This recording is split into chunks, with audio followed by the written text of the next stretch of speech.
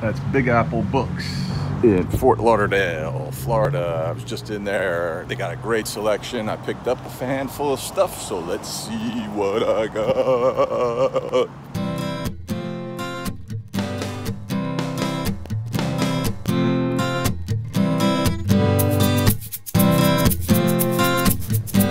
Greetings, y'all. Welcome to another video about my records.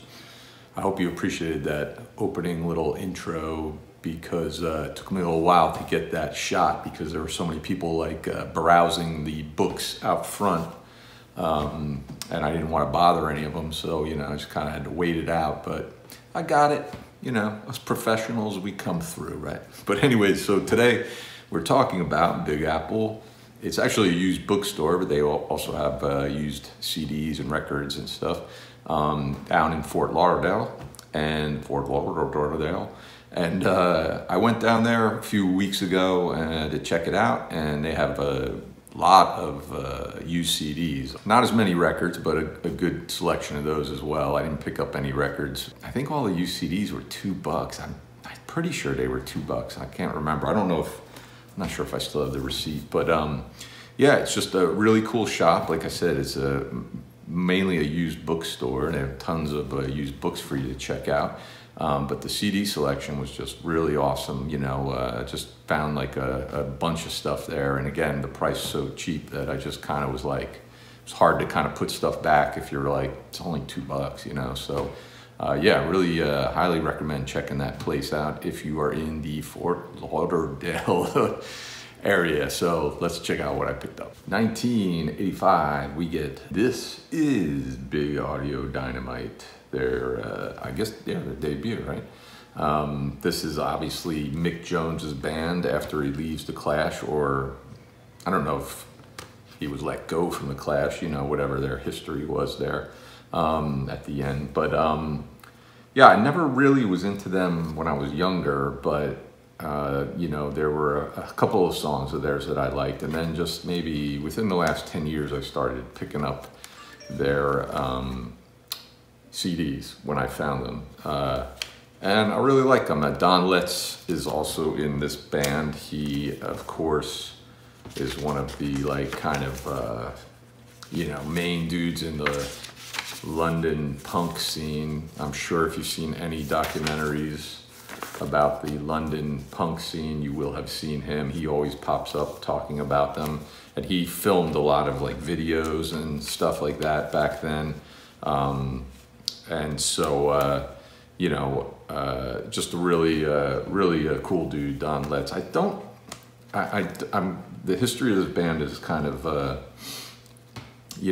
slipping my mind right now, but I don't know that he stuck around too long in Big Audio Dynamite, because obviously later on they had a big hit with the Globe, and by then the band had changed and they had become or renamed Big Audio Dynamite too, very cleverly.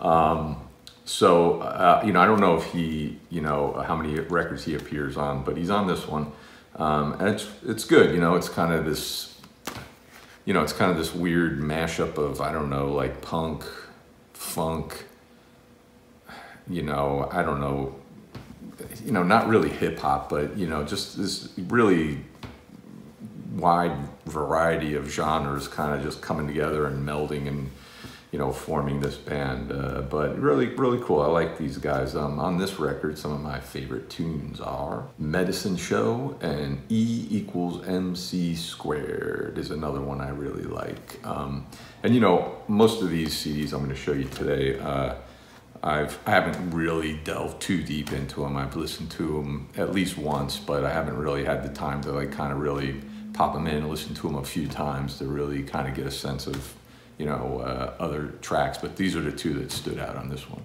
1990, we get Los Lobos and their album The Neighborhood. If you've been watching any of these videos that I've been making the last year or so, you will have heard me talk about Los Lobos. The last couple of years, similar in a way, I guess, to Big Audio Dynamite, I've been picking up Los Lobos CDs when I find them. And, you know, I really like them. I mean, you know, they're kind of, I mean, they came out of the LA punk scene, which is like my favorite of all the punk scenes, if I had to pick one. They came out of that, but, you know, I don't know that they were really a punk band, but they came out of that scene. And, you know, everybody knows they kind of really, you know, had their biggest success with the La Bamba soundtrack. But, you know, just a really good, I don't know if you'd call them like a roots, like rock band or what have you, but, you know, and certainly, you know, they had like that Mexican culture influence on their music as well. So there was, you know, they kind of made them a little unique in that punk scene, or, you know, that was happening in Los Angeles back then. But, you know, this one is kind of interesting because it has a little bit of like some Zydeco kind of sounds on it, which I don't really recall. The records of theirs that I have, I don't know if I really remember that kind of, you know, that sound kind of coming from any of those other records. Maybe there was a song here or there, but this one, it seems a little more prominent. But yeah, really, really great band. I had an opportunity to see them live recently, but I kind of wasn't able to, at the last minute, wasn't able to go, which was a bummer. I think I'd really like to see them live. I don't know, if you've seen them live, by all means, let me know how they are. I'm sure it's a good show. All the lyrics and stuff in the book. This folds out with some information, some thanks, special thanks. Did they? No, I didn't make the cut. Oh, but yeah, Los Lobos, the Neighborhood. Some of the tunes on this one that I like are Down on the Riverbed, Angel Dance, Little John of God, Georgia Slop, Jenny's Got a Pony, and the title track. Do you remember what it's called? It's called The Neighborhood. I helped you out there. You go home a winner today. And I go a winner as well because I got the Los Lobos record, The Neighborhood. 1988, we get the best of Art of Noise. Kind of noise, electronica, alternative punk, new wave, all that fun stuff.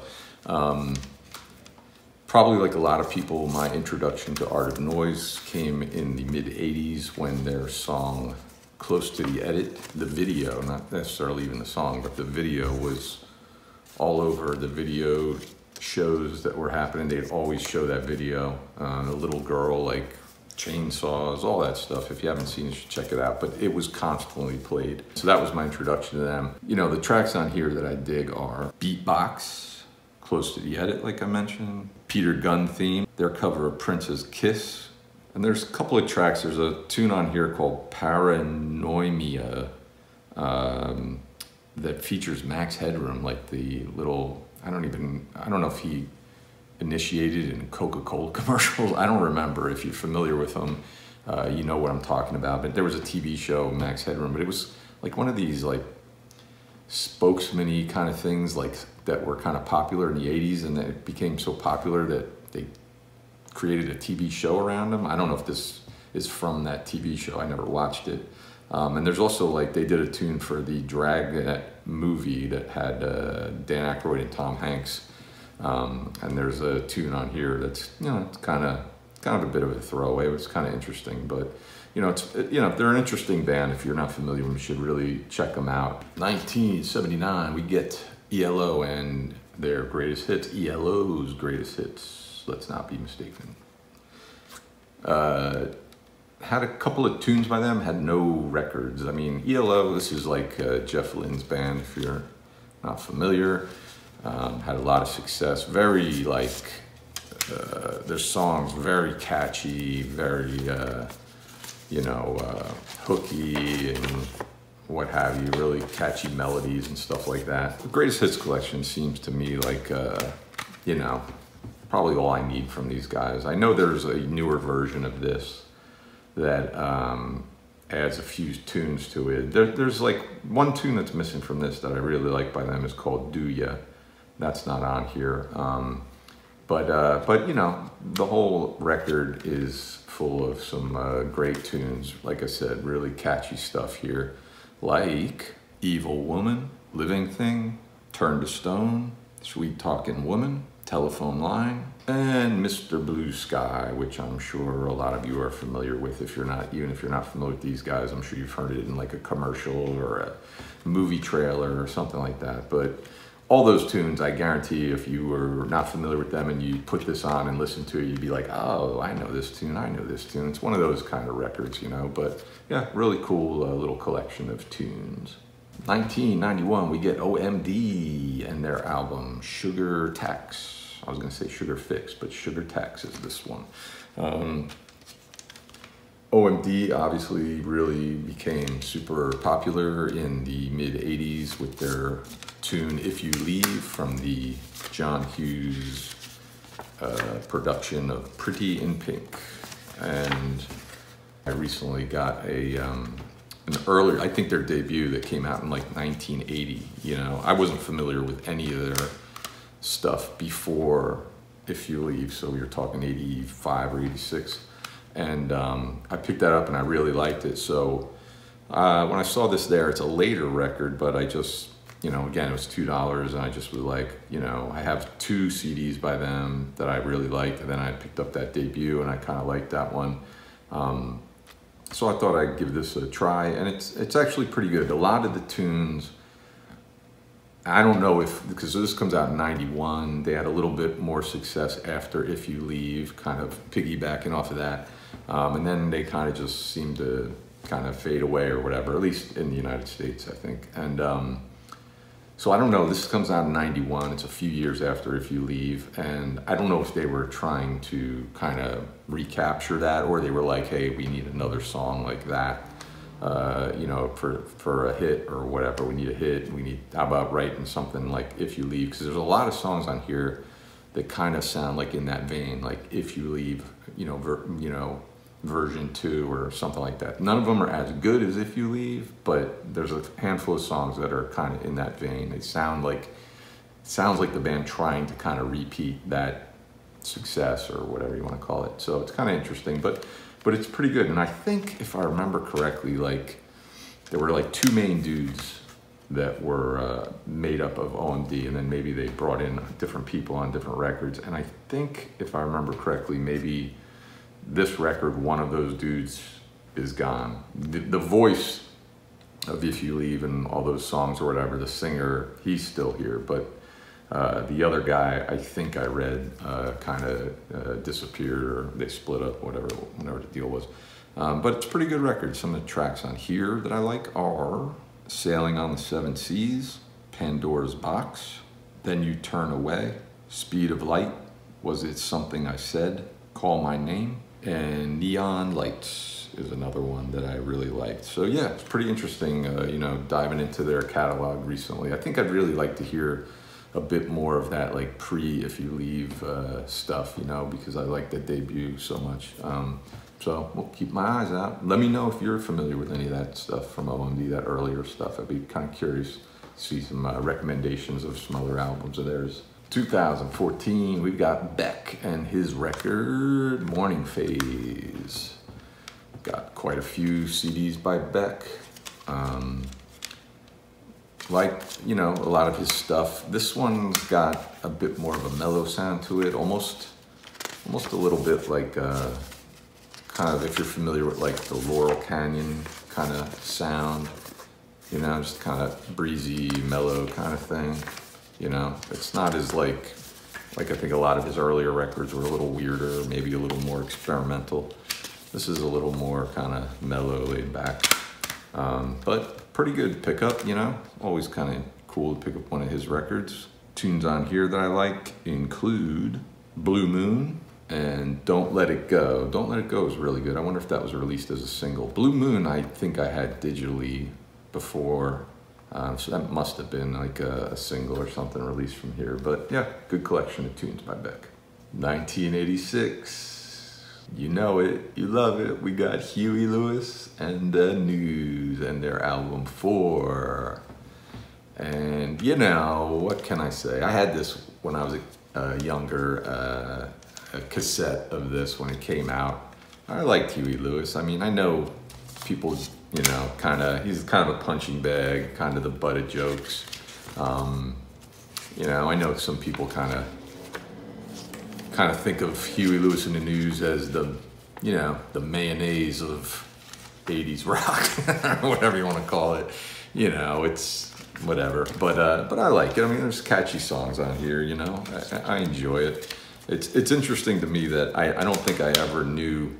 I always thought that they wrote all their own material, but it was kind of interesting when I picked this up and I saw the credits, you know, how many outside writers kind of were involved with a lot of their songs. But, you know, these songs were all over the radio back then. Jacob's Ladder, Stuck With You, Doing It All For My Baby, the dreaded Hip to Be Square. You know, it's got, you know, that heavy, like, kind of 50s rock and roll kind of sound to them. You know, they would have fit perfectly, obviously, back in that time and place. But, yeah, you know, they're kind of, you know, nostalgic thing, and just, I don't know, just kind of cool to have some of his stuff in the collection. What are you gonna do? There goes my punk credibility. I don't know if I had any, but there it goes out the window if I did. Anyways, as I got like an Alice Bag book sitting behind me, I'm talking about Huey Lewis. Whatever, you know the deal. 1969, we got Frank Zappa and his album Hot Rats. I'm not sure, I think this might be his debut. I own a couple of tracks by Frank Zappa that I bought digitally, but never owned any of his records. Not really familiar with his stuff or his catalog. I mean, I know it's massive, but you know, I have this one cousin of mine who loved Frank Zappa, and I remember helping him out with some projects. We'd be in the garage working on some stuff, and he'd always have those playing, and you know, so I kind of caught my ear, thought it was kind of interesting. I always would ask people, like, where, if I wanted to buy one of his records or something like that, where to start or what to pick up, and people always seemed to be kind of perplexed by that question, like they didn't really know how to answer it, you know, and I can kind of understand that now if I do a little listening to him, but you know, it just kind of thought it'd be interesting. I wasn't familiar with this record at all. I think for the most part, it's all like instrumentals, and I thought I'd be kind of a little disappointed with that, but I put it on. I was like working one night. I had like a bunch of stuff to do, like at the computer, so I'm just kind of sitting there, kind of a little mind numbing, you know, doing this work, and just had this on, and you know, I end up kind of really digging it, even though it was all like instrumentals for the most part. It was just nice to sort of have on the background, just having this kind of playing, you know. I just kind of really actually ended up really enjoying this a lot more than I thought I would.